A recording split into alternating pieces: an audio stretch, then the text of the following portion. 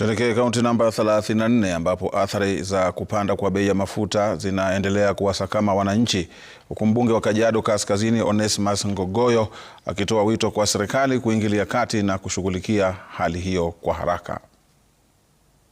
Akizungumza katika ofisi za chifu wa eneo la Olosurutia Kiserian wakati wa hafla ya ugavi wa basari ya shilingi milioni 45, mbunge Ngogoyo alisema kupanda kwa bei ya mafuta kumeathiri pakubwa gharama ya maisha, hasa kwa wakazi wa kipato cha chini.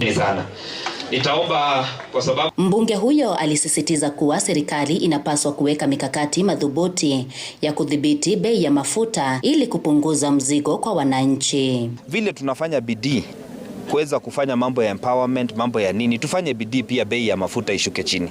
Sisi hapa Kajiado North tunasema itatu affect na njia kubwa. Na kama serikali inapenda watu wake, serikali ifanye bidii kupunguza bei ya mafuta. Kauli zake zimeungwa mkono na wakazi wa eneo hilo, wakiwemo wadau katika sekta ya uchukuzi. Kuna high risk ya magari zetu kuendelea kuchotwa na bank.